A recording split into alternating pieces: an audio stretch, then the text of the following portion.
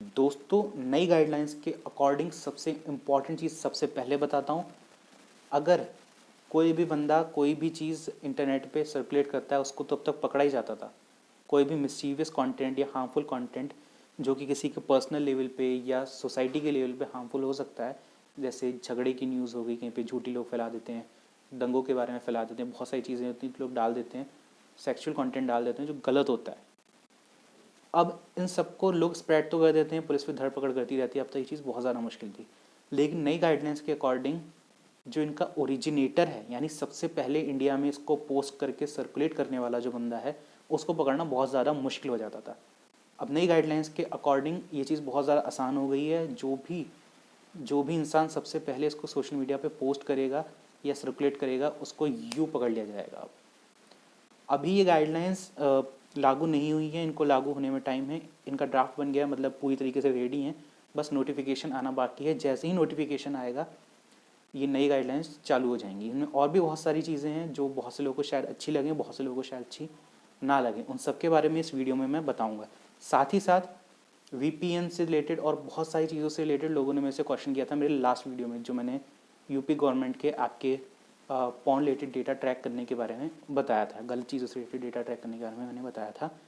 तो बहुत सारे लोगों ने मुझसे पूछा था कि सर, अपने आप को सेफ़ रखते हुए लीगली ऐसी कौन सी चीज़ें हैं जिससे हमारा कोई पर्सनल डेटा इंटरनेट पे लीक ना हो, हमारा एड्रेस, हमारी लोकेशन या बहुत सारी चीज़ें लीक ना हो। तो उनसे बचने के पूरे पूरे तरीके और पूरे पूरे वीपीएन की एक तरीके से मैंने गाइड बना दी है। बस उसकी एडिटिंग चल रही है, क्योंकि भाई मैं अकेला आदमी हूँ, मैं एडिटर तो मैं रखा नहीं है, खुद ही करता हूँ। तो उसके बारे में पूरा डिटेल वीडियो आने वाला है मेरे चैनल पे। हो सकता है अगला ही आ जाए, एक दो दिन में आ ही जाएगा। तो उसके लिए भी आप बने रहें। आइए इसी के साथ वीडियो शुरू करते हैं। मैं हूं Akshay Sharma, welcome to Techies 8.0। दोस्तों, नई गाइडलाइंस को नाम दिया गया है इंफॉर्मेशन टेक्नोलॉजी रूल 2021, यानी साल 2021, ब्रैकेट में guidelines for intermediaries and digital media ethic code. 2021 इसलिए क्योंकि 2021 में गाइडलाइंस को लागू किया गया है। इससे पहले रूल 2011 भी था, यानी 2011 में भी ऐसे कुछ रूल्स आए थे, लेकिन वो कुछ खास नहीं थे। तो ये उसी को ही सुपरसीड करेगा, मतलब उसका एडवांसमेंट है, उसके आगे की चीज़ है। दोस्तों, कुछ इंपॉर्टेंट पॉइंट जो हर सोशल मीडिया प्लेटफॉर्म को, चाहे वो OTT हो, न्यूज़ से रिलेटेड हो, किसी भी चीज़ से रिलेटेड हो, उसको फॉलो करने पड़ेंगे। उनके बारे में मैं आपको बता देता हूँ। सबसे पहली चीज़ तो कोई भी अनलॉफुल कंटेंट अगर उनके वेबसाइट पे आता है, उनके एप्लीकेशन पे आता है, तो उन्हें कोर्ट के ऑर्डर या रिस्पेक्टेड एजेंसीज के ऑर्डर पे जल्द से जल्द एक पर्टिकुलर टाइम फ्रेम में उसको हटाना पड़ेगा। दूसरी चीज़, अगर वो कोई भी सेक्सुअल कंटेंट अपने प्लेटफॉर्म पे अपलोड करते हैं तो उसके लिए भी गाइडलाइंस बनाई गई हैं कि उसको कैसे कैसे रखना है, किस किस तरीके से कैटेगरीज में बांटना है ना, ताकि जैसे बच्चे वगैरह हैं उस तक ना पहुँच पाएँ ईजीली किसी भी ऐसे कंटेंट के लिए। तो उसके बारे में रूल्स बनाए गए हैं। और कोई भी ऐसा कंटेंट जो यहाँ भी अगर बहुत ज़्यादा गलत है, ऑब्जेक्शनेबल है, मतलब कुछ सेक्सुअल कंटेंट जो होते हैं वो एक्सेप्टेड हैं अगर, लेकिन कुछ ऐसे हैं जो कि बिल्कुल ही मानवता को बिल्कुल ही लांग के आगे चल रहे हैं, तो उन सबको भी सोशल मीडिया से 24 घंटे के अंदर अंदर हटाया जाना है। इसके अलावा हर एक सोशल मीडिया प्लेटफॉर्म को अपने लिए एक ग्रीवेंस रिड्रेसल सेल बनाना ज़रूरी है, जिसमें 3 मेन ऑफिसर्स रहेंगे। उनके बारे में हम आगे बात करने वाले हैं। अभी इसमें देखने वाली बात यह है कि जो छोटे प्लेटफॉर्म्स हैं, जिनके बहुत ज़्यादा सब्सक्राइबर्स नहीं हैं, बहुत ज़्यादा व्यूअर्स नहीं हैं, बहुत ज़्यादा यूज़र्स नहीं हैं, ऐसे प्लेटफॉर्म्स पे तो नोटिफिकेशन आते के साथ ही ये सब लागू होना शुरू हो जाएगा। मतलब जहाँ नोटिफिकेशन एप्लीकेबल होना शुरू हुआ, उनके ऊपर ये सारी चीज़ें एकदम से आ जाएंगी।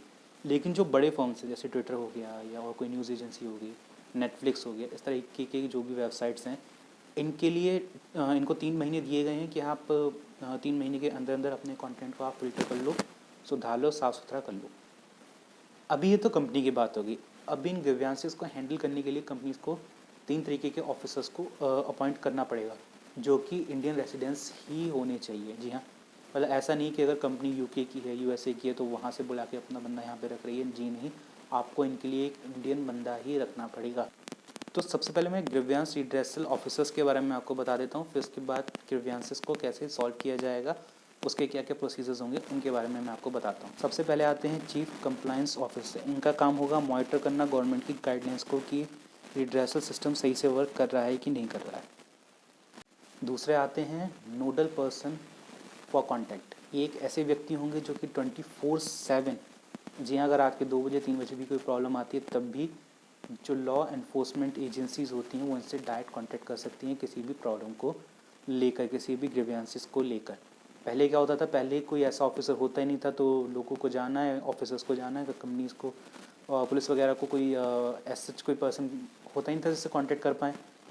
तो पहले इन चीज़ों का रिड्रेसल या सॉल्यूशन बहुत ज़्यादा मुश्किल हो जाता था। तो अब इसके लिए एक प्रॉपर ऑफिसर की नियुक्ति की गई है।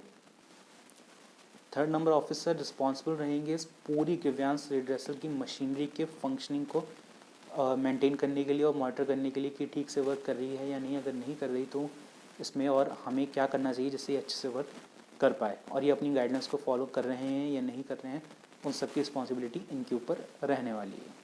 दोस्तों, ऑफिसर्स की तो बात होगी, अब इसको हैंडल कैसे किया जाएगा मैं इस पूरे प्रोसीजर के बारे में बता देता हूँ। एक 3 टायर प्रोसीजर होने वाला है, यानी 3 लेवल पे काम करेगा। सबसे पहले कंपनी के लेवल पे ग्रीवेंसेस को सुलझाने की कोशिश की जाएगी।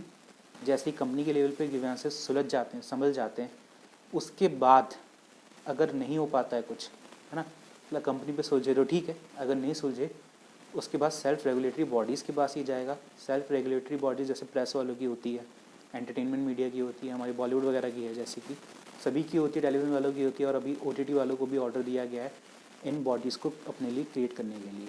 तो सेल्फ रेगुलेटरी बॉडीज़ के पास जाएगा। अगर वहाँ से भी संतुष्टि नहीं मिल पाती है, फिर गवर्नमेंट द्वारा स्थापित की गई कुछ कमेटीज़ बनाई जाएंगी।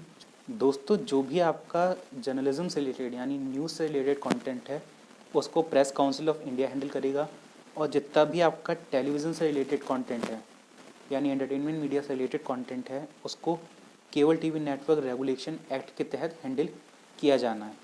अभी आप में से बहुत से लोग ये भी कहोगे जो OTT प्लेटफॉर्म्स हैं या जो इंडिपेंडेंट क्रिएटर्स हैं जो अपनी एप्लीकेशंस पे डालते हैं, यूट्यूब वगैरह पे डालते हैं, उनको कौन हैंडल करेगा? तो उनके लिए भी एक इंडिपेंडेंट बॉडी बनाई जाएगी, ऐसा रेगुलेशन के लिए बताया गया है। रूल्स के अंदर है, गाइडलाइंस में है कि आपको एक सेल्फ रेगुलेटरी बॉडी बनानी पड़ेगी इन सब की हैंडलिंग के लिए, जो इन सब के रूल्स रेगुलेशंस प्रॉपर्ली बनाए और उसको गवर्न करे। इसको code of ethics and procedure of safeguard in relation to digital and online media self restriction and regulatory कहा जा रहा है। ये सारी committees information and broadcast ministry द्वारा बनाई जाएंगी। तो ये वीडियो हो गया। अभी VPN के बारे में मैं वीडियो बनाऊंगा, ज़रूर आएगा। होपफुली ये वीडियो आपको अच्छा लगा हो। लाइक शेयर सब्सक्राइब कमेंट ज़रूर करना। आज के लिए इतना ही। Thanks for watching.